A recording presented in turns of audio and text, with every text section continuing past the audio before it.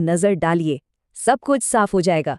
Revenue growth के मामले में HCL 13.3% के साथ क्लियर विनर है, लेकिन जब बात आती है मार्जिन की यानी मुनाफा कमाने की ताकत की, तो TCS 25.2% के साथ किंग है। डील विंस के साइज में और डिविडेंड देने में भी TCS का पलड़ा भारी है।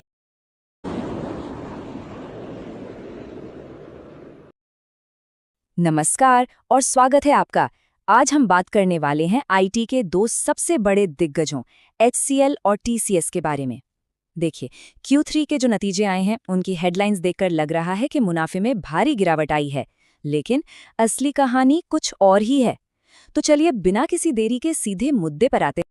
हाँ, लेकिन आगे बढ़ने से पहले एक जरूरी डिस्क्लेमर। हम यहाँ जो भी चर्चा करने वाले हैं वो सिर्फ जानकारी और सीखने के मकसद से हैं। इसे किसी भी तरह की इन्वेस्टमेंट एडवाइस बिल्कुल ना समझे। कोई भी फैसला लेने से पहले अपने फाइनेंशियल एडवाइजर से सलाह जरूर लें।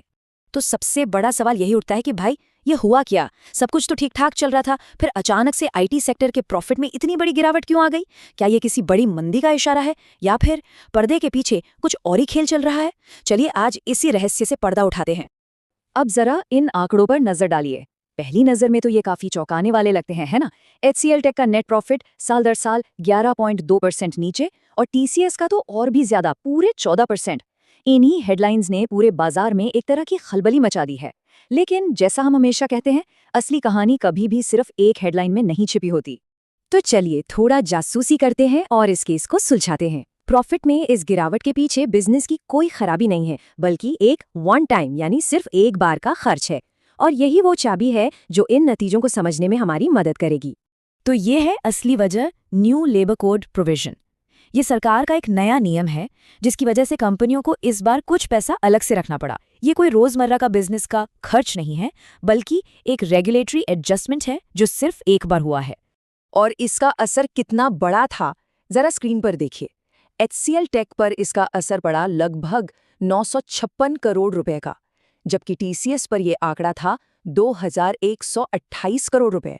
अब आप समझ सकते हैं कि प्रॉफिट के नंबर इतने नीचे क्यों दिखाई दे रहे थे।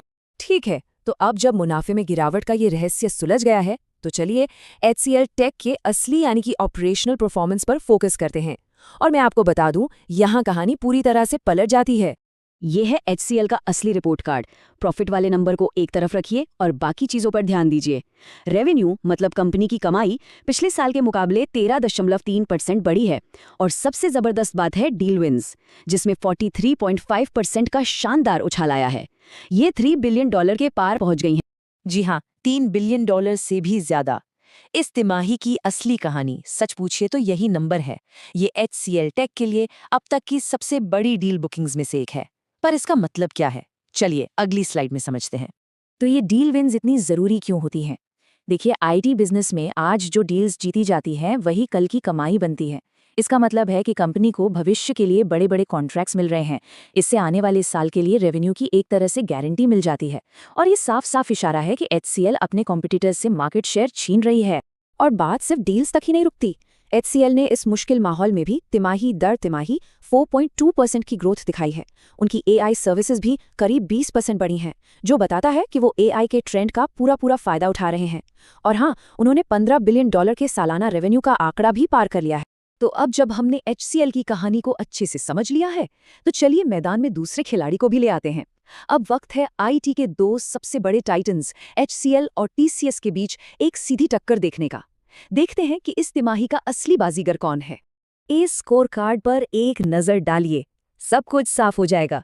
रेवेन्यू ग्रोथ के मामले में HCL 13.3% के साथ क्लियर विनर है, लेकिन जब बात आती है मार्जिन की यानी मुनाफा कमाने की ताकत की, तो TCS 25.2% के साथ किंग है। डील विंस के साइज में और डिविडेंड देने में भी TCS का पलड़ा भारी है। तो पहला राउंड यानी ग्रोथ की रफ्तार, यहाँ HCL साफ तौर पर बाजी मार लेता है।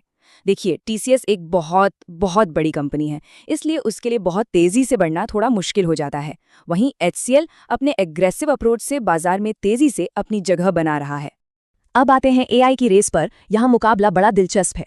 अगर कुल AI रेवेन्यू की बात करें तो TCS काफी आगे है, लेकिन ग्रोथ की स्पीड देखें तो HCL यहाँ जीत रहा है। तो हम कह सकते हैं कि साइज के मामले में TCS विनर है और रफ्तार के मामले में HCL। और तीसरा राउंड यानी शेयर होल्डर्स को रिटर्न देने का मामला, यहाँ तो TCS का कोई मुकाबला ही नहीं है।